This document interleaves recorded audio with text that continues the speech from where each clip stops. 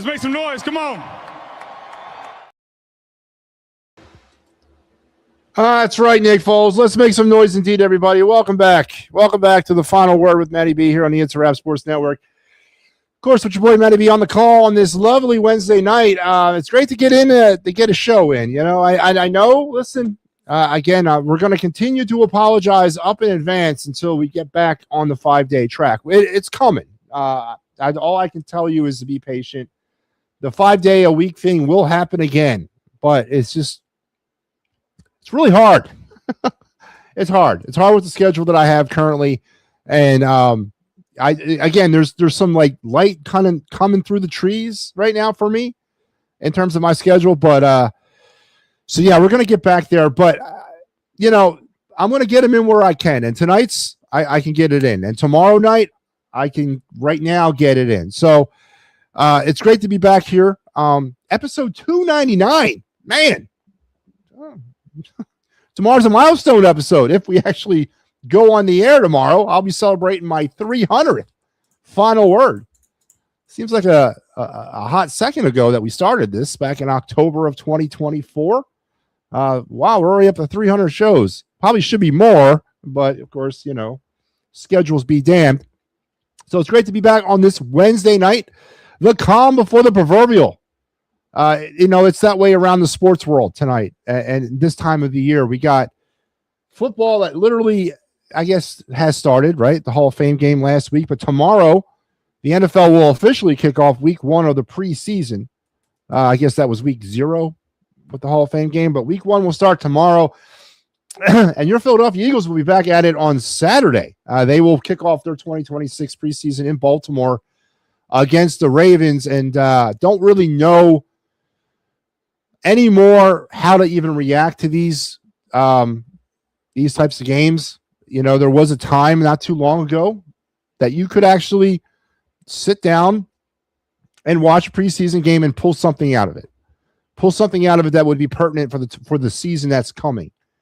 These days, it's really all it is today. All it is now is just to satisfy your football Jones, and I guess that's enough for a lot of people out there. I am one of them. I'm not saying here that I was a big fan of the preseason in football, and a lot of teams' seasons were, dashed before they even got started with massive injuries. But it's an interesting topic when you talk to a lot of people about the worth of a preseason football game. And the conversation these days always seems to gravitate towards, obviously, injury, right? But when I was growing up, there were 6 preseason games a year. 6. They played a 6-week preseason. Then when I got a little older, it went down to 4, and now it's down to 3. But those 3 games are not anything anymore. And then now the preseason bleeds out into the first 4 weeks of the regular season. And I'm not a fan of that at all. I hate that excuse that teams give about the first month of the year. Oh, it's an extended preseason. They're working out the kinks. They're working out the bugs out of whatever systems they're working through. That's an excuse, man. 4 games, the first 4 games of September count. They count. They count in the win-loss record. They could be very important when you hit December. They'll be very important at the end when you're looking at playoff seeding. I don't know. I never understood the flippant attitude about it's preseason. Those first 4 games, we can live and die with those games. It doesn't really matter. And then, especially this season for your Philadelphia Eagles. And I was thinking about this today, and I want to get into this point. I'm surprised there's not as many Eagle fans out there that look at this season the way I do. I'm looking at this season like a crossroads type of season for the organization. Not a lot of people are. A lot of people are, it's business as usual, status quo, hunt for another Super Bowl. I think there's deeper meanings to the 2026 season. I think there's way deeper meanings. The Sean Mannion hiring in itself is not getting enough attention. Did not get enough attention when it happened. It's not getting enough attention at this right now. Sean Mannion, in my opinion, was not just another hire to fill a void at the offensive coordinator position. It wasn't. Howie Roseman, for all his friggin' faults and whatever you guys think he is, but for all his faults, I think is tired of being that guy for that team that can't, keep an offensive coordinator here and is having such hard times developing a fluid offensive system. Now, whether you want to blame the players or the coordinators on that, that's debatable. But I think Sean Mannion represents the future of this organization, not as an offensive coordinator, but as a head coach. And I don't think there's enough attention being paid upon that heading into the season. Nick Sirianni's job is on the line, and I don't know anything less than a Super Bowl championship, and I don't even know if a Super Bowl championship saves Nick Sirianni's job this season. And it's amazing to me that that's not getting enough publicity. Howie Roseman turned the keys over to Sean Mannion, allowed Sean Mannion essentially to come in here. And again, I'm not saying he's responsible for Jeff Stoutland leaving. I'm sure that might have been in the works prior. But to sort of push out some of the old guard, bring in his people. And then the draft, if you look at the 2026 draft on the offensive side of the ball, those were Sean Mannion draft picks to develop and to run a style of offense that Sean Mannion wants to run. Now, Rome was not built in a day, and you're not going to get whatever the Sean Mannion offense is, whatever that is. You're not going to see that operating fully in 2026 because he doesn't have all the pieces he needs. But I'm telling you, it's not getting enough publicity that this is a crossroads season for this organization, both for the head coach and your quarterback. They're both, I'm not saying their future's up in the air, but the direction of this organization is. So we're going to get into that, as well as the Eagles social media team, the PR people who run the Eagles, putting up a video today of a Jalen Hurts interception in training camp. I mean, do these people not read the tea leaves? Can they not see what's good? Do they not listen to sports radio at all in this town? To put something up there like that just befuddles me. It makes me laugh. I mean, you can't make this stuff up. We'll get into some of that. We might talk some Eagles Ravens. I don't know if we can. How do you break down a preseason game? If you want to talk about position battles, we're going to be doing the post game, by the way. I'll be doing the post game on Saturday night for the Eagles Ravens. So we can get into that. Of course, the other big hot topic in Philadelphia, and as sort of the inspiration for tonight's show title, slip sliding away, and that's your Philadelphia Phillies, man. Boy, officially sitting here right now on at 10:11 p.m. Wednesday night, August the 12th, out of the playoffs. Phillies are a half a game out of the wild card right now, as they just wrapped up a putrid series against the Cardinals. I don't know what to say. I mean, I don't know what to say because it's been said before. You know what I mean? It's so redundant. I said it on the post game earlier today. I said the whole thing with Kyle Schwarber not betting any lower than 1, it's become a punchline now. It's no longer a talking point. It's no longer a serious discussion. It's a punchline.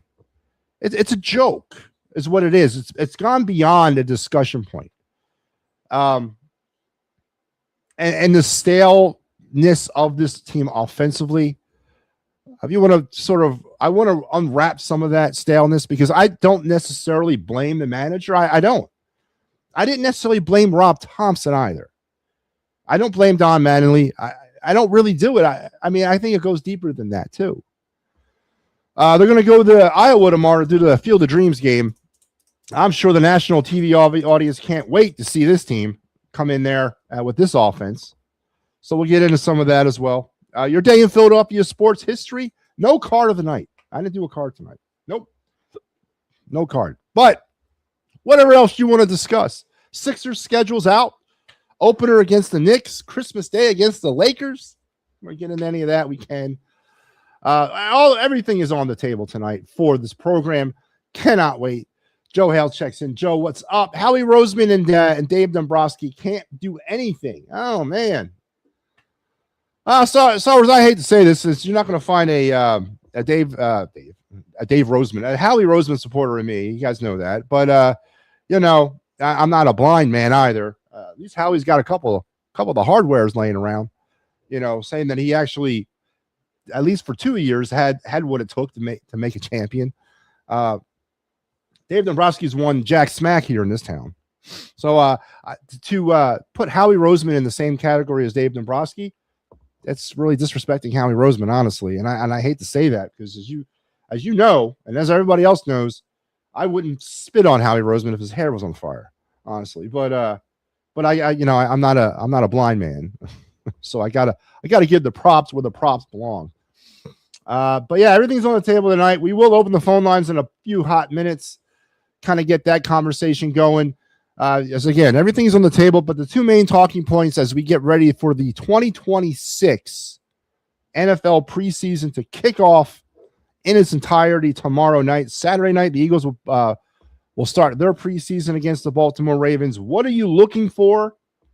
What's your overall opinion about the preseason these days? And is it more for a football fix, or are you actually watching anything? I mean, is there anything happening in any of these games over the next 3 weeks that you're interested in seeing? Yeah, I mean, there's camp battles, position battles, depth battles. Eagles are a little banged up going into this game. Both Devontae Smith and Lemon are dealing with hamstring injuries. You probably weren't going to see them. You might have seen Lemon, but you're not going to see Devontae. You're not going to see the offense in its full, regale. You're not going to see any of that. You're going to see a very bland, vanilla offense. So what exactly are you looking for when it comes to these preseason games? And again, is it just for your own personal football fix to kind of get you going for the start of the season? So definitely interested to hear what you have to say about that. Another programming note here on the It's a Wrap Sports Network. I don't have it here. Tomorrow night at 5:45. Tomorrow night, 5:45. Steel City Sunday. The quintessential Steeler pre- and post-game show returns to the It's a Wrap Sports Network. John Phillips will be coming on, doing a comprehensive deep dive of the Steeler-Packer preseason opener tomorrow night. So Steel City Sunday making its starting its second season here with the network, and looking forward to that. Please give them a listen to around 5:45 tomorrow night here on the It's a Wrap Sports Network. So make sure you're checking all that stuff out. And again, as I mentioned already, on Saturday night, we will be here on the Birds Flyby. Eagles-Ravens postgame. Your boy MattyB got the call. I got the call. For Eagles-Ravens postgame. We'll see what I can do with that. I'm not really certain what I can do with that, but we'll try to have fun because it's also going to be the back end, probably the back end. That'll probably be the second show. It's going to be the back end of a doubleheader of MattyB on Saturday night because I have you on Saturday night for the Twins-Phillies postgame as well. So tomorrow night will be Mike Laro with the Field of Dreams, and then I will have you Saturday, and then I'll also have you on Sunday. So Saturday night's a MattyB night here on the network. Can't wait. Woohoo. Looking so forward to it. So make sure you're tuned in and checking us out here on the network. All right, so let's get into the show. What is it? I forget. What did I used to say? Keep your head, hands, and feet inside the car at all times. Here we go. Or let's strap in, strap on, strap up. Keep your head, hands, and feet inside the car at all times. It's been a long time since I've said that. And let's start with your day in Philadelphia sports history. On this day back in 1993, Moses Malone. You guys remember him? Hero of the 83 Sixers championship team. Re-signed with the Sixers. He came back for the 1 year, the 93-94 season, specifically to be the on-court tutor to recent Sixer first-round draft pick, 7'6" Sean Bradley. Remember that guy? Malone, who was 38 at the time, was way past his prime and in way over his head, trying to turn the rail-thin Bradley into a viable post-game presence. While Malone stuck around long enough to reach the third spot on the NBA's all-time scoring list, by season's end, Bradley did little to earn his keep as one of the team's most prolific draft busts. I remember the Sean Bradley era. They pushed that kid around like he was a rag doll. I don't remember Moses Malone coming back. I'm having a hard time picturing that. I know he came back, but I just don't remember it. I remember that was the year. That was the uniforms, the red and it had Sixers written across in the blue and the bubble lightning thing. It was just really bad looking with the stars in it. It was really bad uniforms during that era. But I do remember Sean Bradley. He got manhandled in the NBA as the Sixers. We all kind of thought it was going to happen. Ricky Deal, what's up, man? So on this day back in 1993, Moses Malone returns to the Sixers for one season to help mentor the young 7'6", rail thin Eagles Sixers first round draft pick, Sean Bradley. And that was brought to you by the fine folks here at the It's a Wrap Sports Network, creators of such programming as The Birds Blast with Kyle Quinn. Steel City Sundays returning tomorrow night. Well, The Birds Blast will also return. Not tomorrow night. We're not coming back tomorrow night. We won't be back till right before the start of the season. Matter of fact, it'll be that Thursday before week 1 against the Commanders. Me and Kyle will renew our acquaintance for the 7th year together, doing an Eagle post or pregame show. It's a kind of a pre and post-game show, as we will debut our 7th season together with our season premiere extravaganza or NFL extravaganza. I look forward to that first episode every year because that's the one where we break down and we give you our picks for the division winners, the wild card winners, or the wild card teams, the championship game opponents, our Super Bowl matchup, and our Super Bowl champions. And then we go back at the end of the year and we reveal how we did. And of course, we'll break down Eagles Commanders week 1 when we get there. So looking forward to renewing acquaintances with Kyle for season 7 of the Birds Blast on Thursday. What is that? September 9th or something like that? 10th, around there. So make sure you're tuned in and waiting for some more information about that to follow. So cannot wait. We're getting there. As the season's getting closer and closer every single day. So I guess that's a good leadoff story tonight. Let's do our first segment on that. So I started the show off with an interesting point, a point that I don't think is being listened to by a lot of people, or either not being listened to or just not being given its worth, or maybe being shoo-shooed by the homers. I don't know. But I feel this is not just another season. This is not another Eagles season. To me, this is a crossroads of a season. I think the investment of Sean Mannion and all that Howie has so far put into that investment shows me that this is a crossroads. I feel that what happens this year is going to greatly affect this team moving forward in the next 2 or 3 seasons.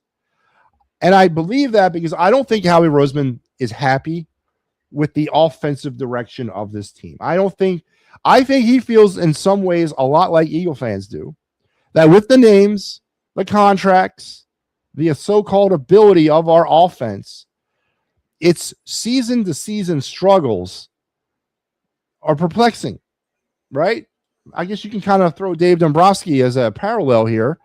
Dave Dombrowski, I like to believe, feels that this team is not offensively performing up to its standards, but he doesn't seem to be doing anything about it. And Howie, I think, to his credit, again, that's twice in one show, actually within 20 minutes of a show, that I'm going to give Howie Roseman props. I think Howie's trying to sort of steer this team in a different, put the pieces on the chessboard to potentially steer this team in a different direction if it has to quickly. And I think Sean Mannion is that one of those chess pieces. I've been racking my brain ever since the hire, ever since they went out on a limb to go after a guy that's never called plays offensively before. That's a relatively young coach at this level, and handed him the offensive coordinator job when there was so many known offensive coordinators that were out there.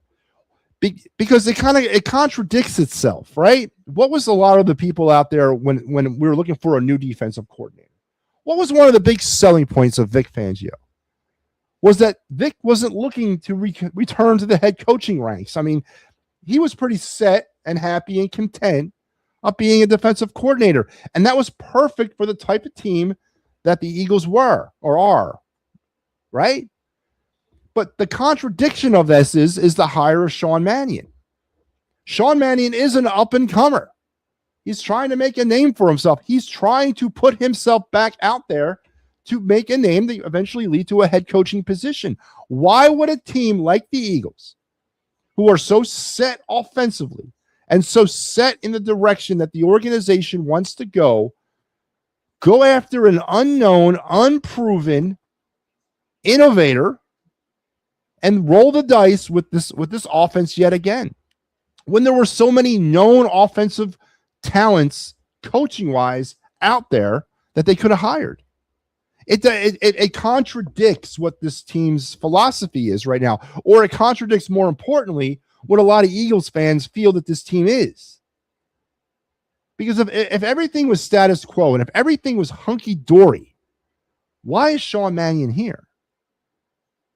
I mean, either he's a great success and he gets plucked to be a head coach, or he's a great failure and we're back to square one again. But why risk that? After so many years of just hitting and missing with our offensive coordinators, why are you going out on a limb unless you're looking at Sean Mannion in a bigger role? You're looking at him in a bigger stratosphere. You don't feel that he's not necessarily being brought here to be the coordinator. He's being brought here to potentially, and hopefully, maybe in Howie's mind, be the head coach of this football team next in 2027. This is a crossroads season for this organization. So all the nonsense of 13 wins, 14 wins, and even though, and I'm gonna put it out there right there, the nonsense of this team being, oh man, how do I say this without ruffling so many different types of feathers? A perennial Super Bowl contender. I don't think that's what the goal is for this team this year. I think Howie is trying to set the course for the future, the immediate future, with the hiring of Sean Mannion. Now, if they fall ass backwards into a Super Bowl, great. Then more power to them. But I don't know if that's the number one priority of the team right now. I think trying to figure out what the direction of this team is going to be, who's going to be running it, and what type of system offensively they're going to run in the very near future. So, and I think it's escaping a lot of people because Eagle fans, not all of you, I'm not going to put you all in the same group. They want to stick their head in the sand a lot when it comes to the football team. They want to ignore the obvious stuff a lot because it just doesn't pertain and we don't want to talk about it. It's the Eagles. Just like that homer Mike Lara wants to fight me on the fact that it's such a bodacious comment to say that the Commanders could come in here on week 1 and beat the Eagles. I mean, why is that? What tells you the Philadelphia Eagles were an 11-win football team last year, and they were a lucky 11-win football team last year. There was about 4 or 5 games that could have swung in either direction for them, and that they found a way to win. How can you be so goddamn confident in a team that was 11-6 and flamed out in the wild card round? Nothing is given for this football team, and they've gotten worse on paper, at least right now, offensively, with 1, learning a new system, and 2, the loss of A.J. Brown. And, of course, Lane Johnson announces his retirement at the end of the year. That's not really going to affect him. Doesn't make him worse now, but so how can you be so boastful about the fact that, Commanders, they're just not as good as the Eagles? Really? I differ on that opinion, man. Matter of fact, I'll say it. I said it before, and I'll say it before I said there's a chance the Commanders come in here on week 1 and beat the Eagles. I'm saying it right now. I think the Commanders come in here on week 1 and beat the Eagles. And a hard, cold dose of reality gets splashed right over everybody's face. Again, I don't have the same confidence I guess a lot of people do. Every season to me is new. Sarver says he thinks it's the Rams and the Kansas City Chiefs in the Super Bowl. That's not such a that's definitely not a outside of the box pick. I think a lot of people are sleeping on Kansas City. I think they think that Kansas City's time has passed. I'm not one of them. We are still living in the Kansas City Chief dynasty. People know that, right? It's still their dynasty. So I don't think that's a out of the box thought. I mean, I can definitely see Kansas City and the Rams being there at the end of the day. That's a very sound pick, and I'll reveal my picks on that episode of the Birds Blast. Yes, they are. They will be open. Sixers schedule is going to be out tomorrow. Well, it's leaking all over the place. They will be opening the season October 20th in New York. They're playing the Lakers on Christmas Day. How do you feel about that? I also heard that there's going to be a whole bunch of nationally televised games. So the Sixers schedule may not be officially released. I think it is, isn't it? I mean, it's all over the place. There's games everywhere that people are talking about. But yeah, the phone lines are now open. So if you guys want to hop in, you can. You know the drill. Click on the link that just popped into your chat room or whatever platform you're watching. You can come on and we'll talk whatever you want. Are you as confident as a lot of Eagle fans out there? Is this just another status quo season, another Super Bowl run season, or is there a bigger meaning to 2026 that was not there in years past? As well as, where are you taking from the preseason? Are you one of those individuals that are actually watching these games and pulling information out of it and keeping an eye on certain players or keeping an eye on certain things, wanting to see certain things? Or is this just to satisfy your football fix in 2026? Oh, well, that rhymed. I didn't even know that rhymed. Look at that. I'm a poet and didn't know it. Woohoo!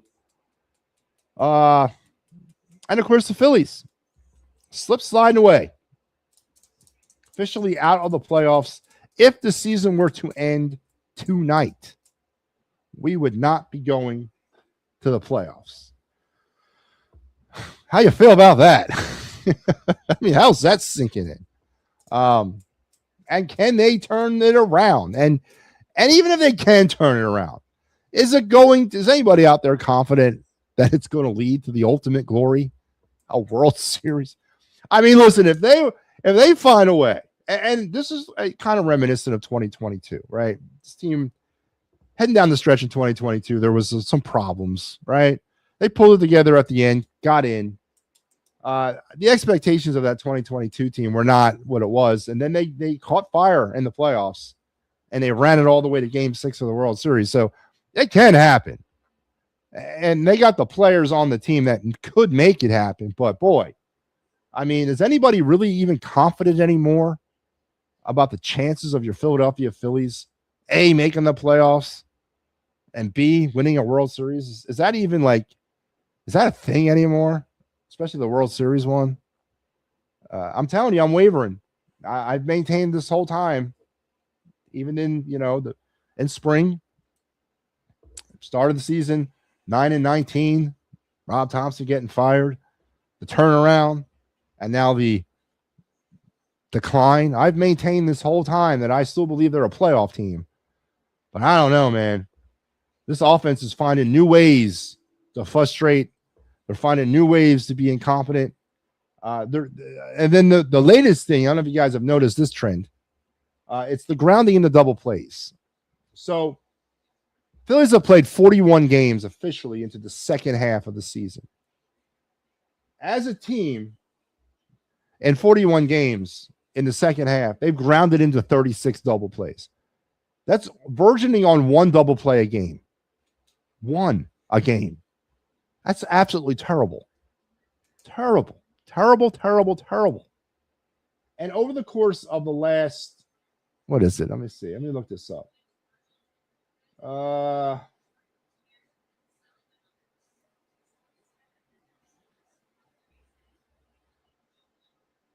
Over the course of the last 10 games, they've grounded into 16 double plays.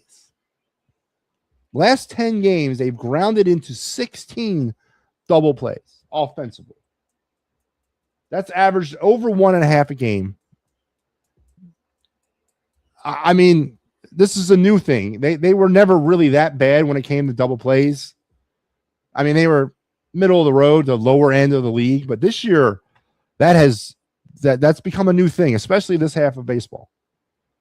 And there ain't nothing more killer offensively than grounded into a double play.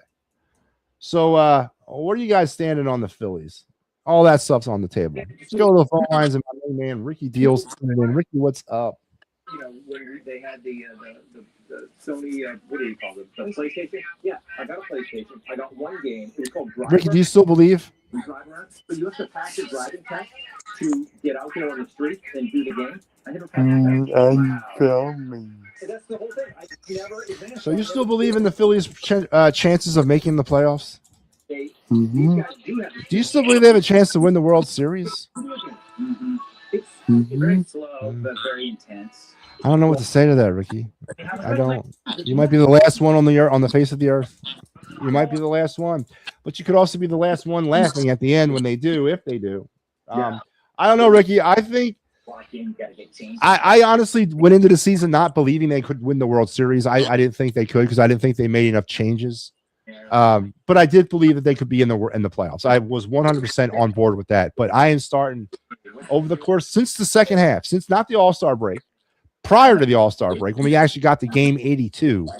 From game 82 to now is like 122, right? It's whatever that is that in there. It's been awful. They've played awful baseball. Under 500 baseball. They're walking people at a four game clip. I mean, every aspect of this team's play over the course of the last, 30 some odd, 40 some games has been absolutely terrible, Ricky. Even though they make way more money. Do you agree? The people I know that were gamers, So what has to happen, Ricky? How do they got to get back? Kyle Schwarber, Bryce Harper, Zach Wheeler, Sanchez. What's got to change for this team to get back in it? Interesting ideas popping up. Schwarber, does he still need to be leading off?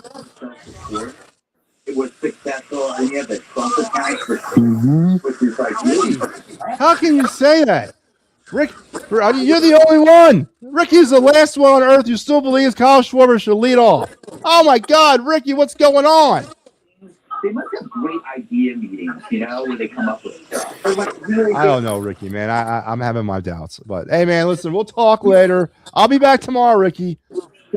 And please change your mind about the Kyle Schwarber leadoff thing, man. I don't know. That's probably the worst right there. I'll see you, man. Oh, Ricky Deal. Gotta love Ricky Deal, man. As I said, the last one on earth that believes Kyle Schwarber should be leading off, and probably the last person on earth that thinks the Phillies will win the World Series. Hope is eternal for Ricky Deal. Alec Bohm was grounded to the most double plays. Yeah, I mean, listen, I don't keep individual stats about that. All I know is over the course of the past 10 games, they've grounded into 16 double plays. I'm looking at this thing holistically as the team, Adam, and today, I believe Arise and Bohm, was it Bohm? I don't know. Who was today? Was Turner and Arise? I don't know. But listen, every aspect of this team's play since game 82, not All-Star break. I'm going back before the All-Star break. Game 82, the official start of the second half, has been absolutely terrible. As a team, they're 19-22 in the second half. 19-22. That's below 500. They've won 20 series this season. Today, they lost their 18th. 20 wins, 18 losses. That's almost a 500 team. Once you boil it all down. Yeah, you can definitely blame Alec Bohm for a lot of that. But he ain't alone. Oh, no. It's been bad. Bad. July, they were 9-15. So far in August, actually, they're 7-5. So they're over 500 for the month. But, man, I don't know. I'm losing faith. Quickly, if they come out of this series with Minnesota and they don't win at least win the series, I don't know, man. We might be seeing the end of the season right here. This could be a very pivotal. I think it is a very pivotal series in terms of like the rest of the way. I mean, they're out of the playoffs.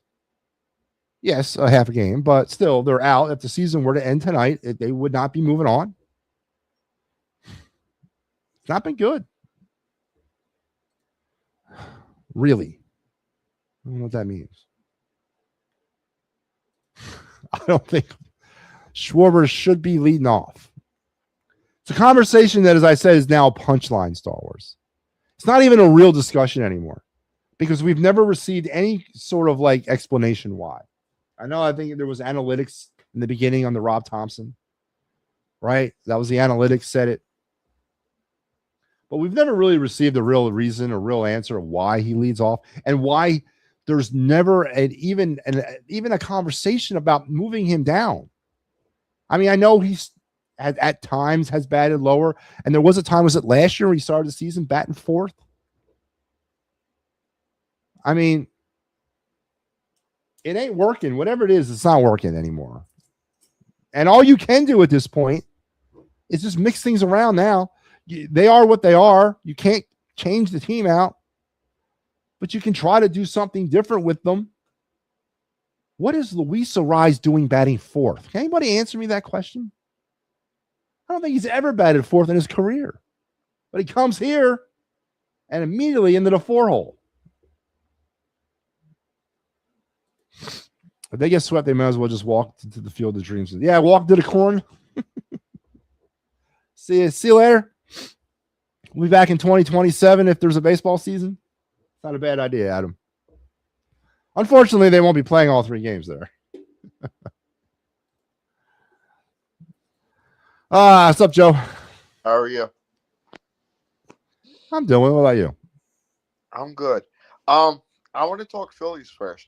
Let's do Phillies. I don't want to talk about hitting. I want to talk about a third baseman that has a good glove, and that's Stott. Yeah. The best. If they do trade Turner, I want to see Aiden Miller go to second. Keep your eyes. Stott is your third baseman for now. Well, if you put Aiden Miller at second, where do you put Arraez? Short? Shortstop. Listen, I was talking about that last week. Here's the deal. And this part of the season was I think we talked about it last week. I don't blame Dave Dombrowski for the Aiden Miller injury. That's not his fault, but I do blame him for no backup plan with Alec Boehm. I know he was putting all his baskets, I think, all his eggs in that basket. Aiden Miller would be the third baseman right now. Yeah. And it didn't work out because he got hurt. But don't forget, Stott's going to be a free agent at the end of 2027 right now.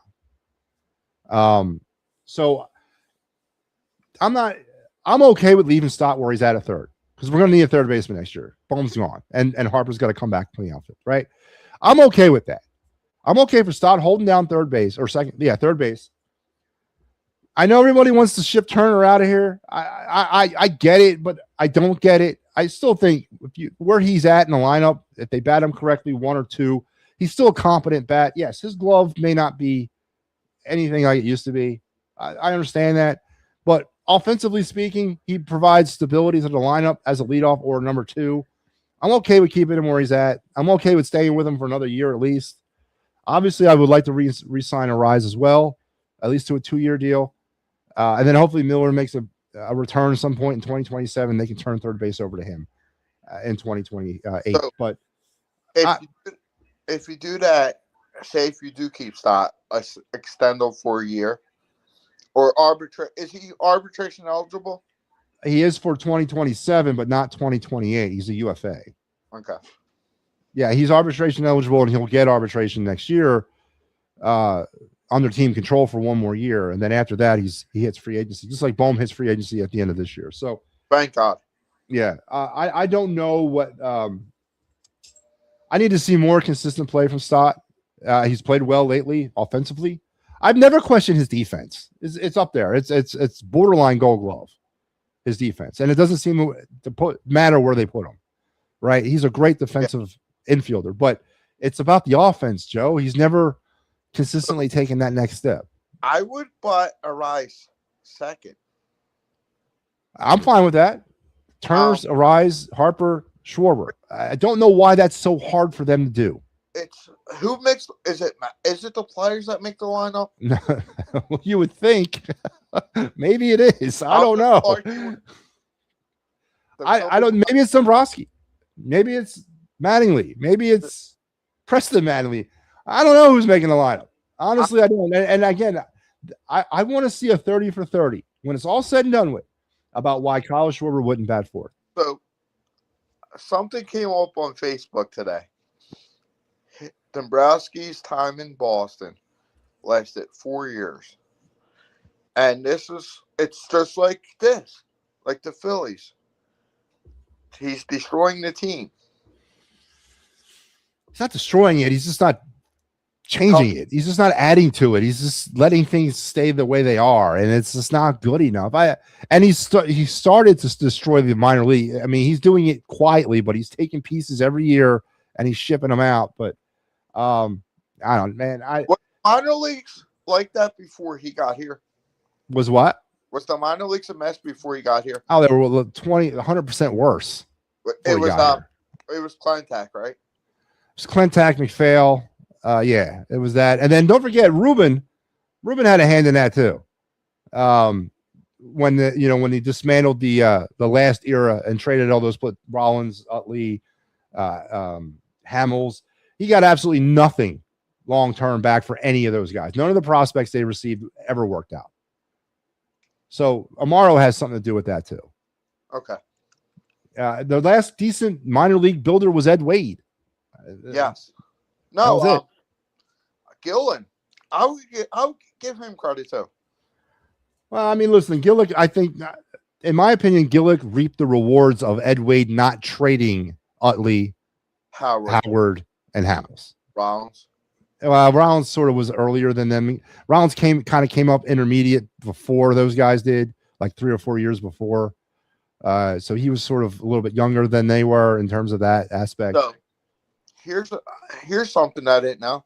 The Phillies can add a player. Yeah. It can't be a pitcher. Yep. Who do they add? I say you bring up Colby Thomas, the kid they got from Oakland or from Sacramento. Do you put him in right field? That's his position, for God's sakes. Harper is hurt. I don't know if Harper's hurt, man, but he's a mess in right field. I can tell you that much. Yeah. But yeah, I think you bring up Colby Thomas. He's a right-handed bat. Whatever. I mean, that seems to be maybe he's the fix. I don't know, but that's who I say they bring up. But I don't know what they'll do.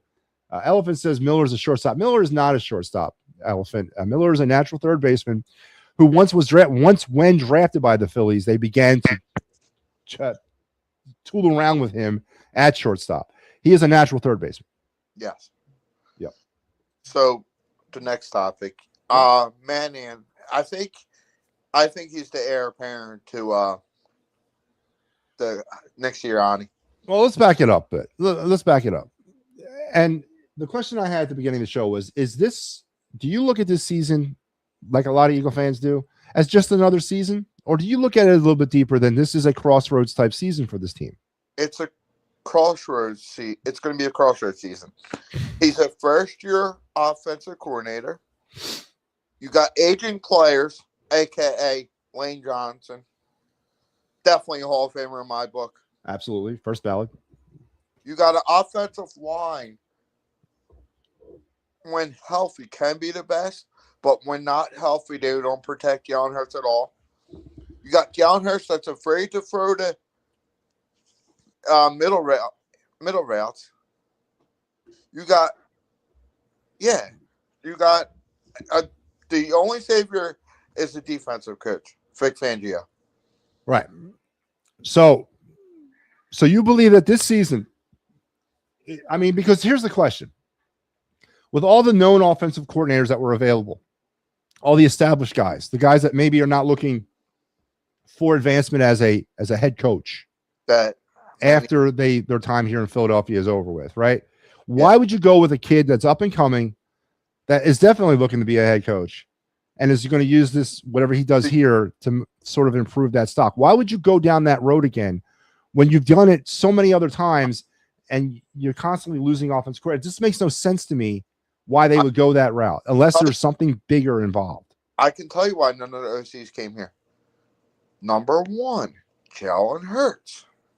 Well, yeah. He is a problem. That's why he's not getting paid. Did you look? Everybody else got an extension except Jalen Hurts. Well, they don't got to pay him this year. They got to pay him next year. Okay. I mean, the guaranteed money he's got is this year. And then next year, if they want to, if the contract, he's not a free agent or anything like that, but the guaranteed money stops at the end of this year. Okay. So they really didn't have to do anything with him this year. They could have, locked him in, I guess. I don't know. But you're right. I guess there's something to that, but I'm looking at it deeper. Not only do you hire this guy who's never called offensive plays before, and is obviously coming from that Sean McVay thing, that tree, right, of the new wave of offensive minds. Worked with McVay. Yeah, right. So, but to me, it's different. I honestly don't think Howie Roseman's happy with what the offense has been able to do collectively through the Nick Sirianni era. Yeah, they got a Super Bowl, a couple of appearances, but there could have been more Super Bowls mixed in there if the offense was working optimally or whatever.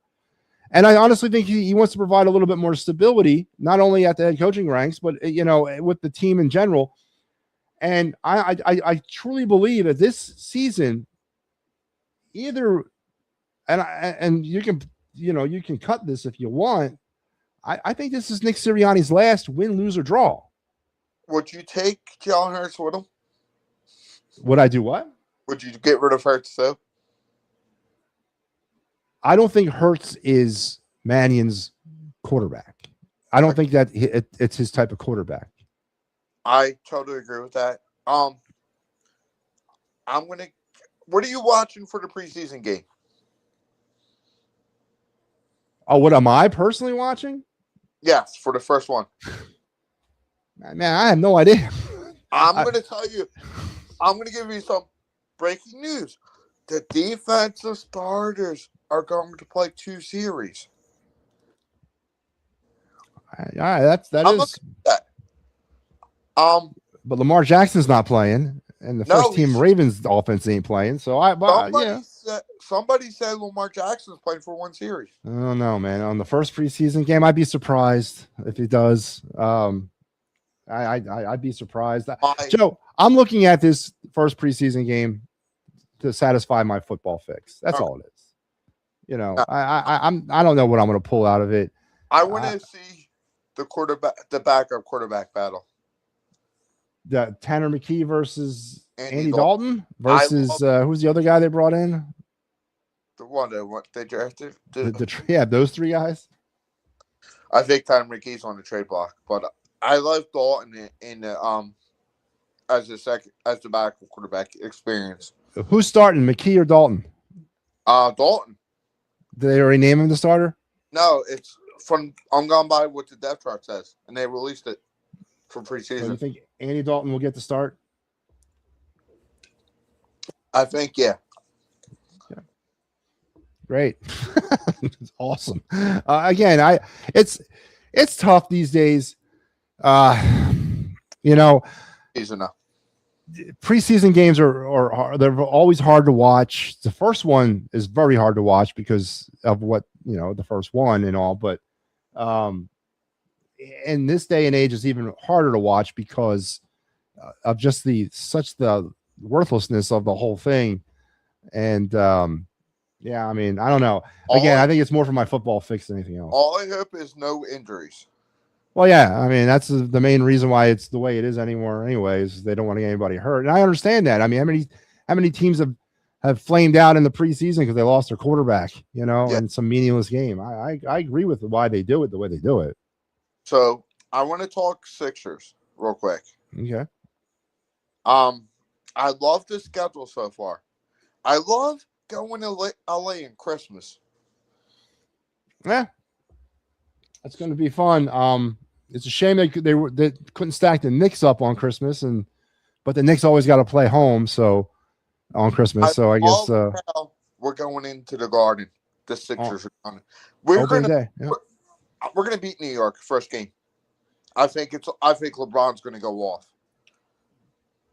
I mean, I'm it's funny, and it's glad to see the rivalry with the Knicks back, and then that's been a rivalry that I've always loved as a kid, but it kind of went away for a long time because of the bad Sixers teams and then the bad Knicks teams. So now it's back, and I'm actually looking forward to that rivalry more than I am the Boston Celtic rivalry, because I think Boston's kind of on the way down. But definitely gonna be fun watching the Knicks play the Sixers this year.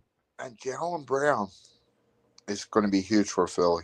Yeah, I mean, if he can accept his role. I mean, he's walking off of a team where he was the number 2, and he's going on to a team now where he's the number 3. I'm okay. So, yeah, I think LeBron and Matt. I love how LeBron's playing some point. Yeah. Has he spoke yet? Has he been introduced officially yet? My buddy said he's going to talk during training camp. So they're not going to do a press conference for him until training camp? He doesn't want to. But Okay. I'll tell you what. He was at the Jaylen Brown's introductory press conference. Okay. He was actually cool to talk to. You weren't allowed to ask questions because it was all media. But we had a section where we were in the back, and Maxie was there in the back with us. That's pretty cool. Did you talk to him? Yes, Maxie's really, really cool. He said no pictures, though. Okay. Oh, yeah. I don't want to get in their personal space. Yeah. He told me the reason LeBron came is from Maxey and Jaylen Brown and VJ and Embiid and Nick Nurse. I mean, he believes in the Sixers' ability to get him a championship in the next 2 years, I guess. I mean, I don't know. He might be the only one who believes that, but I think they do it. I don't know. We'll see. Maybe We'll you'll see. find somebody to do the post game just for the playoffs. Well, I'm hoping I get someone to do the post game all season. We've still got some time. I gotta get back into focusing on this network as my primary, but there's a couple names that are floating around in my head right now. Is there a show tomorrow? Because are you doing Philly's post game too? No, I'm not doing post game tomorrow. If Mike is, I'll be on here tomorrow night. Yep. Are you gonna watch the Field of Dreams? Of course. Yeah, we'll watch it. Well, they're coming through the cornfield, right? Yeah. And they're wearing 1942 retros, and the stadium's all old school. They got an analog clock out there on top of the scoreboard. Yeah, it's Rains, cool. Big Al gets it. Gets what? The post game. That's Mike. Mike has it. No, if it rains, the game would be Friday. No, they're gonna. Okay, yeah. Yeah, maybe it is Big Al. We'll see. Never know. All right, Joe. We'll see you tomorrow night. Yep. All right, my man. Joe Hale. Always good to talk to Joe. If Schwarber is demanding a certain lineup spot, then the players are pretty much, I love to know what the real story is there. You know, who is the one making, I can't honestly believe that night after night, failure after failure, they're like, yeah, this is put Schwarber back and lead off. I just don't understand. My boy on 3 base for the Phillies. Stott. Philly just got serious. LeBron James, Jaylen Brown, Joel Embiid, and Tyrese Maxey. As far as I said when the news broke about LeBron, I ain't going to sit here and tell you that I am an NBA expert. I am far from it. And I have my own personal reasons why. One, I just lost interest in the Sixers, and 2, I've lost interest in the NBA as a whole. But it's not like I don't pay attention to what's happening. I see what they're doing, and I've,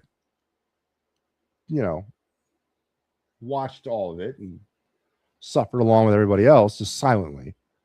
The obvious moves this offseason, at the very least, but are intriguing. All right, they're piquing my interest, and of course, as everybody else, I'll be watching more, and I ain't gonna lie, I'll watch more. But I still don't believe.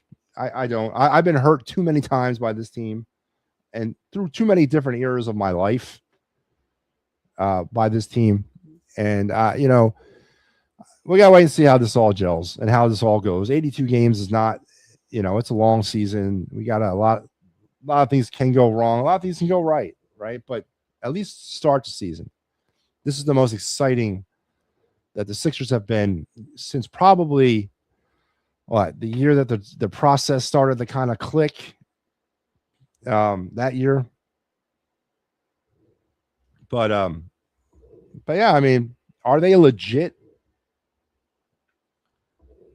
title contender at this stage? Yeah.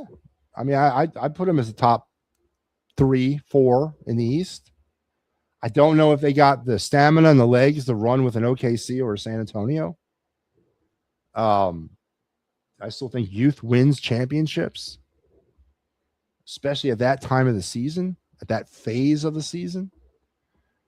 If they do go deep, there's only 2 players currently that have had that deep playoff run experience, and isn't that Jaylen Brown and LeBron? Joel Embiid has no idea what it's like to play in a conference finals or even an NBA finals. Edgecombe doesn't know. Maxey doesn't know. None of these guys have ever been that deep before, and I don't know how that is going to affect them. Nick Nurse obviously knows what it takes to win it. But there's just so many variables that can happen between now and then. But yes, to start the season, it's very intriguing. Miller played shortstop all last season. He's ability to stick there. I understand he's played there. I get you, but I'm telling you, Miller is a third baseman by trade. And I honestly believe, at least for the beginning part of his career in Philadelphia, he will play third base. I don't think they're moving Trey Turner. I don't think it's as easy as everybody thinks it is to move him. All right. Trey Turner, unfortunately, for a lot of people, and I don't fall into that category. I'm not out on Trey Turner, but Trey Turner's your shortstop at least for the next 2 or 3 years. So, again, I get what you're saying. In my opinion, Aiden Miller will be the third baseman to start his career. And VJ Edgecombe. Yep. And yeah, you didn't throw VJ. Was it VJ Edgecombe in there? Let's go Phillies. Yeah, Ricky Deal. Honestly, I think it's multiple guys demanding certain spots in the lineup. Again, I'm not disputing you. And I would like to know, man, someone's got, again, I want to see a 30 for 30 on that when it's all said and done with. When Schwarber retires and we're 10 years removed from this era, I want someone to sit down and do a 30 for 30 and explain why Kyle Schwarber flat out refuses to bat anywhere but leadoff. And more importantly, who was the reason or what was the reason that he stayed in the leadoff spot? Was it his doing? Was it the manager's doing? Was it management? I want to know. And how much of that refusal to move him, for whatever reason it is, has cost this baseball team. And not only that, what's a more infuriating elephant, honestly, to me, what is like the top most infuriating about this whole thing is that we could have let him walk away. His contract was over, but we voluntarily signed up for another 5 years of it. That's what really burns my biscuits about this thing. Okay. He was what he was, right? Fine. We got a lot out of him. But you had a chance to move away from him and go another direction. And I keep going back to the Pete Alonso, right? I mean, that's the name that I keep going back to. Where would we be as a team right now if Pete Alonso was here? What would this team look like if we started the season off like I wanted to? Pete Alonso at first, Luis Arraez at second. I wanted Aiden Miller. Actually, I wanted Otto Kemp at third. So obviously that didn't work. But okay, so Alabama, just those 2 pieces right there. And I also said Gabriel Raconis Jr. out in the outfield. So obviously that didn't work either. But it's funny that everyone except for Alonso has been here. Man, I think I might know what I'm talking about. But what would the season be right now if Alonso and Arraez were here from the beginning? If I was in charge of this team, and those are the moves that I made. where would we be? Would we be better, worse, same? It's interesting to think about. Painter and Nola have both provided the team with quality outings over the last 3 appearances. They have. And even today, Zach Wheeler's first 4 innings were very quality. And even the 5th inning, even when it all sort of fell apart for him. You know, you're not going to get stunning outings every single time. But the Phillies starters do provide you more quality than they do non-quality. They do. But everything is magnified when you don't support them at all offensively. When you only bang out 6 hits and you score 1 lousy run. And really that run when they scored on the back-to-back doubles, that was really their most, they had, I think, runners in scoring position a lot throughout the game. And they had, I think, multiple runners was second and third with 1 out and they couldn't get anybody home. You know?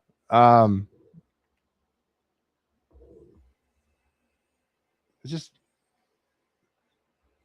when you don't provide any offense, you can have Nolan Ryan out there, man, and you got to give him something, man. Got to give him something. But yeah, I still maintain the Phillies starting pitching is still top 10 in MLB. Absolutely. Caleb out for the season. Caleb who? Caleb who? But all right, we're about an hour in. Topics, refresh the topic conversation. We are talking Eagle preseason and preseason in general. What is your takes on that? Is it something that you look forward to because you're actually looking at something that interests you during the preseason? Is there's battles you're looking at, or position depth battles, or whatever? Or is it more for your football fix? It's just been too long without football, and we just got to get back to playing. I just got back to watching it. It don't matter who's playing or what they're doing. I'm paying attention to what's happening. I just want to see football. Are the Philadelphia Eagles in a crossroads of a season in 2026, or is this just another status quo season? I believe that they're at a crossroads, and I believe it's obviously the crossroads are firmly implanted on Nick Sirianni and Jalen Hurts, and the course that this franchise will take over the next 3 or 4 years. And I think Sean Mannion is that harbinger of the crossroads, and everything that went into bringing him here, why he's here, the type of offense he wants to run here. I think all of that was done purposefully and not to necessarily pay dividends in 2026. I truly believe that a lot of Eagles fans are going to be, I think, a little surprised at the end of the season when some sweeping changes are made by this team. Or are you on the side that's nothing to see here? It's just another year. We got another new offensive mind that we're going to try to milk for all he's worth. And we're just going to run this thing as normal. We're about to find out over the course of the next, 3 weeks? Or no, 20 weeks, 21 weeks. Wow, man. Starts this week, man. Oh, actually, we were technically already into the football season, right? Last week was the first of a consecutive 22-week period that we'll watch football in America. That's awesome. I know there's some people out there that are hardcore football fans. I mean, even they're watching the NFL Network in March, just trying to watch whatever. Watch the UFL, CFL, whatever they get their hands on. They need football. I'm not one of those people. Caleb Killian. Oh, so he's out. He's officially been ruled out for the year. The Phillies' new acquisition from the Giants. There we go. What's his name? McFarland. Come on, you're up. Put your ass in there now. That's interesting. Is that breaking news, Star Wars? Caleb Killian out for the year. Let's see if you're right. Let's look him up. Caleb Killian. I'm not seeing out for the year. He's been placed. Yeah, he's on the 15-day. That was 2 days ago. Nothing updated. Nothing more from 2 days ago. He's on the 15-day DL with a quad or with an oblique strain. Nothing saying he's out for the year. So let's pump the brakes. I know you want to throw dirt over this team fast, but let's pump the brakes a little bit. What's up, Peppernick? Yo, what up, Matty? Can you hear me? Yeah, I got you, man. What's up? Yeah. Oh no. I didn't see the game tonight, but 7-1, Yeah. and 9.5 games back behind the Braves, and the third worst or fourth worst bullpen in baseball. This team's toast. They ain't going to the playoffs. If they're lucky, if they make the playoffs. Don't forget, if the season were to end today, they would not make the playoffs. They're actually out of the playoffs right now, a half a game out.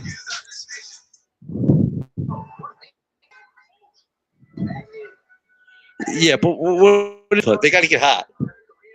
And look, first three players are going to infect this. I mean, who knows what? I got confidence. Everybody else, it's all up. Hey, Magley still passed this guy fourth. Whatever. It's hard.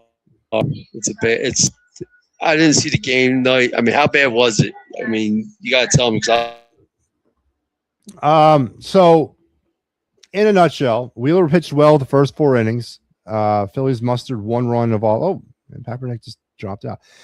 Papernick's connection over the last couple of nights has been pretty bad. But for those of you that did not see the game, I'll recap it quickly. Wheeler pitched well in the first 4 innings. Wheels fell off in the 5th, gave up 4 runs there in the 5th inning. It was tied going in. Well, yeah, wasn't it tied? It was a 2-1, something like that, going into that 5th inning. Yeah, it was 1-1, and then he gave up 4 runs in the 5th, and then the Phillies offensively could not get anything else going at all other than those back-to-back doubles earlier in the game.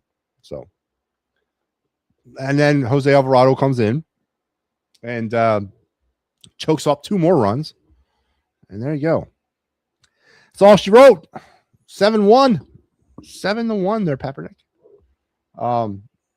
Anyway, he dropped off. His connection's been real bad lately. But yeah, listen, they're toast, right? Let's explore that conversation. I'm not sitting here trying to tell you, again, as I mentioned, I was 100% on board, and I've maintained that throughout this entire season, even during the bad times in April, right? 100% on board with the firing of Rob Thompson, 100% on board with the hiring of Don Mattingly, and I still think Don Mattingly should be named the permanent manager of this team. But I was never, I never went into the season with unrealistic expectations of them winning a World Series. And that's where I think, that's where my expectations stopped. I was okay with a run, and I believed in a run to the playoffs. From that point on, based on what's happened over the last 3 years, and based on the fact that it was the same type of team, how can I sit here and have any confidence in them winning a World Series? And I did, right? And again, I'm not saying I'm completely out on the fact that they'll not make the playoffs. I'm not. I'm wavering a bit because there's certain trends that are starting to pop up this year that have not been in years present.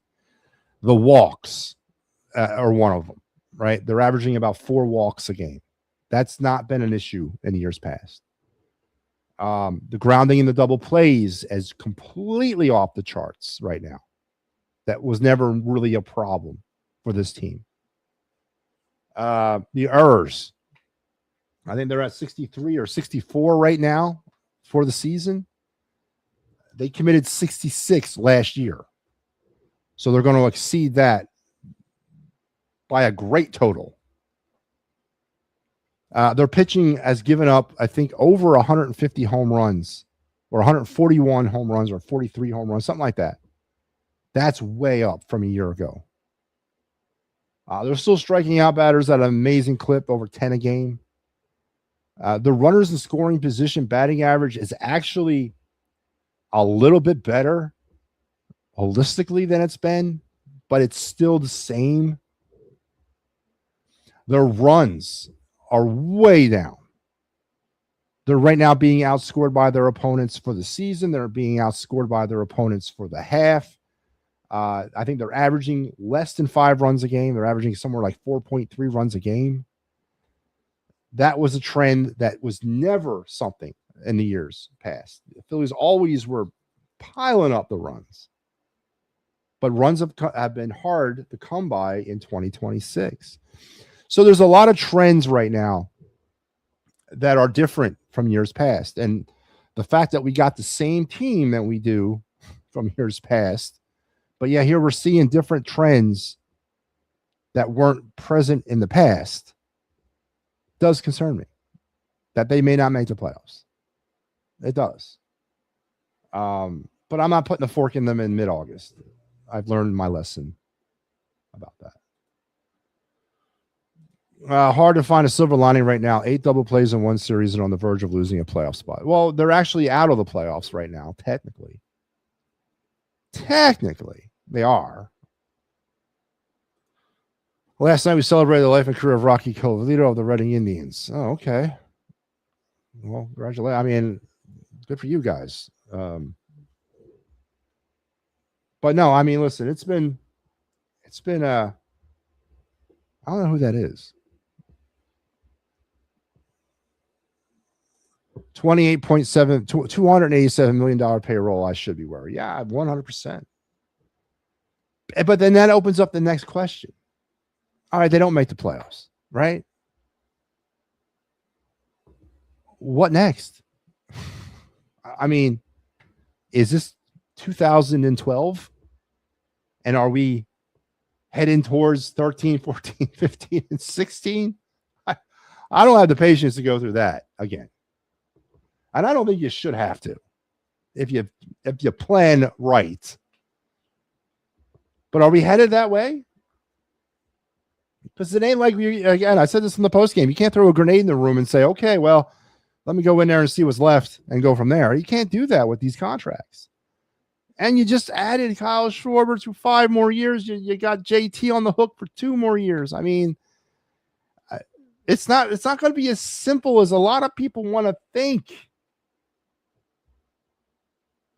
I don't doubt that this team is not necessarily trending towards World Series glory. And yes, the World Series window may in fact be closed, right? But we got a team that's their contracts aren't closed and their time here is far from over. You know, and if they adopt a salary cap in 2027, or if they put in some other financial loopholes, is I don't know if they're going to put a salary. I don't think a salary cap's coming. I think there'll be something. There's going to have to be a middle of the road between the players and the association or the players and the owners about that. I don't think it's going to be a traditional salary cap. I just don't think they'll do that. But something will be put in place that will limit some of the spending in some ways. But how is that going to affect them trying to get out from underneath some of these contracts, right? There's a lot of uncertainty right now. But again, I'm not going to sit here and also tell you, oh, I was cursing John Middleton when they went out and signed Bryce Harper. I was cursing John Middleton when he signed Schwarber or Turner. No, of course I wasn't. I was thrilled to death. Unfortunately, he didn't have enough money to buy the complete championship team. He had to rely on a few pieces that were internal that just didn't work. And here we are. But what is next? Because, again, folks, I hate to say it. Next season, it's going to be the same group. Minus Bohm. You know, really, that's it. That's really it. Hopefully they can keep a rise, right? Hopefully they can keep rise. You know, and figure out what they want to do with and Miller makes a comeback and he starts his road to recovery. And again, Miller, and I use this Miller thing more of an excuse, I guess, than anything else, but it ain't like Aiden Miller is going to come back next year if, say, the season goes off when it's supposed to. In February down in Clearwater, Aiden Miller's not going to step right into the starting third baseman's job. He lost a whole year of minor league development. He's not. He's going to start at some level of the minor leagues next year, and then they'll maybe work him up, if all goes well, at some point mid-season 2027. I mean, there's a lot of uncertainty.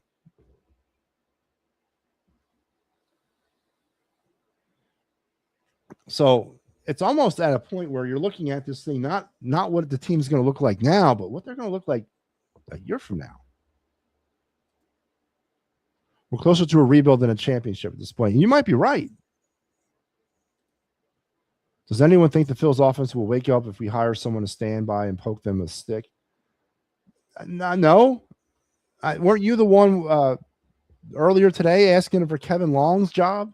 I'm not sitting here trying to tell you they need to sign him to a lifetime contract and make him the hitting coach of the year. I'm not saying that, but I maintain, I think a lot of people put way too much on the hitting coach. These are professional Major League Baseball players. All right. These are not, they're not little leaguers. He's not teaching them how to hit. They are what they are. Do you think Bryce Harper listens to Kevin Long anyway? Or Kyle Schwarber? Do you think they even listen to him? I'm going to say they don't. But, I mean, listen. And I know the conversation about the coach is going to come up. The manager is going to come up. Dave Dombrowski, does he get fired? And if they don't make the playoffs and they flame out, you got to think that they're definitely going to have to fire Dombrowski. He's going to have to be the sacrificial lamb, right? Just like he sacrificed Thompson early in the season, he's going to get sacrificed. I mean, I would think that Middleton would have enough sense to know that that's what has to happen to sort of appease the fan base for this. But, I mean, I'm actually more concerned about not necessarily not making the playoffs this year, but what this team is going to look like next year, because it's going to look relatively the same. That's what really concerns me. And I know we'd all grow old at some point, and we knew this. But I don't think any of us thought it was going to be this fast and to this type of level, right?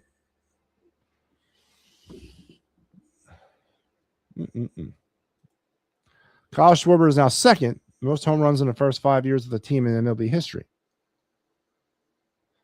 What does that trophy look like? We're going to have a parade for that? Have a parade for that, man? Well, I mean, did Babe Ruth ever complain about batting deeper in the lineup? Did Babe Ruth ever lead off? Somebody look that up for me. Babe Ruth leading off.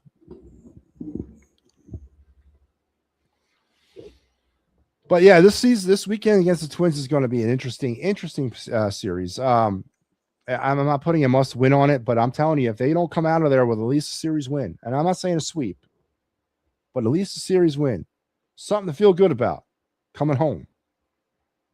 I have a feeling that the next 2 weeks of this season might be, if they come out either getting swept or losing a series, the next 2 weeks of this season might be the tipping point of the season. Because if they get too far back, and when I say too far, I mean like 3 games or 4 games, I don't know if they can make that up with the way the team is built. Wonder what Babe Ruth would be doing during the analytic era. It's a great question. Somebody be out there trying to tweak his swing. You need more arc. You got to swing low. Come on, babe. We need to get a higher exit velo from you. Right? Yeah, you need to bat higher in the lineup. Lefty, righty, we can't let that be a thing here. We gotta oppose that. Actually, I wonder how Pete Rose would have been during the analytic era. I don't think Pete Rose is your all-time hit leader. I don't know who the hell your all-time, or Tony Gwynn. How many Tony Gwynn would have handled the analytic era? Or Lou Gehrig, or any of those guys. Phillies fans, are you regretting the re-signing JT Realmuto? He's on pace to have one of the worst seasons of his MLB career. Yeah, I mean, listen. If you're asking me that directly, 100%, and I, as the offseason sort of meandered on, and there was no really viable options in free agency that the Phillies could have went with there at catcher, and because of the mismanagement of our prospects at that position, we have nothing major league ready. Right? You had and what. Just again, those two reasons, the Phillies were in a rock between a rock and a hard place. But the way it all broke with JT, if they would have gotten Bo Bichette, do you think they re-sign JT, or they go after like a James McCann, a lesser known free agent? I often think that, because didn't the news of the JT signing come within minutes of Bichette signing with the Mets? When they lost out on him, then like literally an hour later, Phillies announced they had re-signed JT Realmuto. I mean, he sat for the entire free agency period. And again, I may not be on the in what's happening inside the circle there, but I have eyes. And as the days were wearing thin and they weren't re-signing him, obviously they were trying to look at another position, and that was probably Bo Bichette. And the money they were going to use for Bo or for JT was going to go to Bo. I definitely have that tendency. I don't think JT was number one on their priority list. Honestly, they were probably okay if he did leave, right? If they would have gotten, say, Bo Bichette.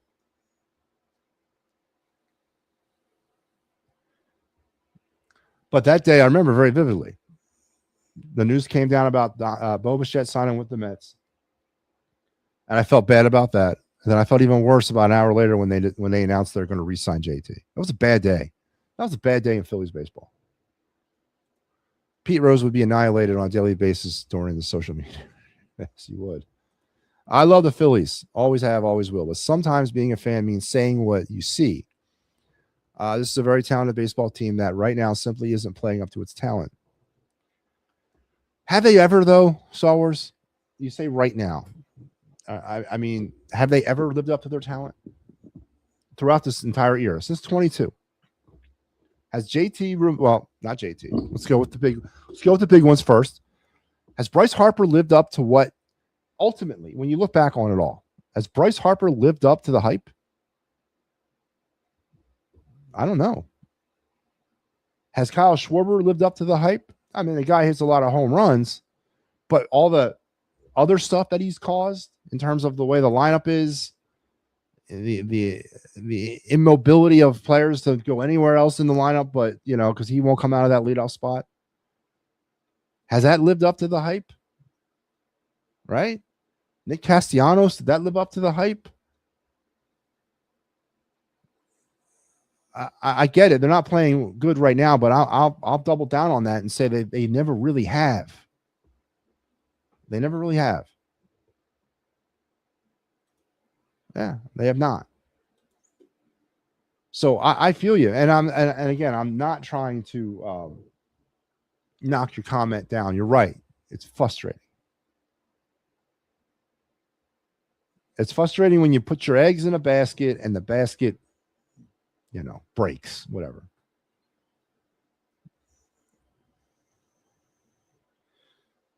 But as I maintained before, every team has their core, right? Every team has those players, those superstars, those guys that are, the faces of the franchise, the faces of the sport, the Shohei Ohtanis, the Mookie Betts, the Freddie Freemans, the Kershaws, Yamamotos, the Skubals, the Skeens, the Trouts, the Bichettes, the Lindors, the Sotos, the Judges, the Stantons, the Rices. Every team has those players, right? And all your true World Series perennials have that group. But really, to me, it comes down to the lesser players, the step below guys, of how they perform on a consistent or inconsistent basis. That's where it comes down to for me. And when you look at the Phillies, we have not performed. Those players, Stotts, the Real Mutos, the Bohms, the Marshes, they have not, as a collective group, performed consistently enough to sort of offset when the core's not. That, to me, where it really centers of where the failure was, not necessarily in bringing Schwarber, Harper, and Turner here. It's the inability to develop anything internal in Stott and Bohm. It's JT's drop off, and it's the Brandon Marsh inconsistencies. That, to me, is the basis of the failure of this whole experiment. And if you look at it in that aspect, it does make it easier to sort of move off of that, because you're not going to be able to move off that core as easy as we know we can, right? But it is relatively easy to decide to say, Alec Bohm, you're going to walk in free agency. It is relatively easy to package a Brandon Marsh and a Bryson Stott in a trade to move off of them. That is easier than getting away from the core. And maybe we're seeing that now with the arrival of Luis Ariz. And I get it, he's a rental, and he's not necessarily here next year yet. But maybe he's the first step in finally admitting that Stott never developed, Bohm never developed, Marsh has never developed, and JT is, obviously wasn't a good contract. Maybe that's the first step. So in that aspect, there's still hope. There's still hope that they can salvage some of this next year. Bryce might not have lived up to the hype, but maybe that's because we overhyped him. Yeah, 100%. Jalen Hurts wants to make Lane Johnson's last dance a special one. Well, I'm sure he does, but the Eagles' social media people got to not post videos of Jalen Hurts throwing interceptions in training camp, and ugly interceptions. Man, that was a terrible pass. And you can see Jalen watching it, like standing there, like, this is, you got to read the room, man. Come on. Know your audience. But he won't. But we won't. It won't be anything special for Lane Johnson. I don't know. Lane Johnson doesn't, God, 2-time Super Bowl champion. First ballot Hall of Famer. All right. The fact that he's coming back for one more, I don't really, that's hard for me to understand why you would even do that. What more does he have to prove? But maybe he also sees the handwriting on the wall for the crossroads of the organization. That, maybe it's more I'm not saying that they're pushing him out the door, but maybe there's more of a, hey, Lane, listen, we got a new offensive guy here. He's got his own people here. Your guy, Jeff Stoutland, is gone. It's the only offensive line coach you've ever known, right? He's gone. There's a whole new direction we're going. And, your services are kind of not that they're no longer wanted, but when it comes to this, we're not going to be able to give you any more of that. Maybe it's more of a mutual situation too. And he doesn't want to play for anybody else, which I appreciate that. But there might be more of a mutual thing going on there with Lane Johnson too. But yeah, listen, go out there and win it for him, man. Send him out as a 3-time Super Bowl champ. That would be amazing. But when you look at it, what does Lane Johnson have left to prove? Nothing. All right, hour and a half in. I think we've done adequate tonight on addressing some needs. I don't think we ever got to the end. I still don't understand or what people's, and maybe we'll re-engage this tomorrow night, seeing how we'll be in the midst of preseason football. But preseason football, what does it mean to you? What are you looking for? Or is it just it's a football fix, man? That's all I'm looking for. And I got it. But it's here. It's back. In entirety. The entire league will be playing this week. And we can honestly say that will be a norm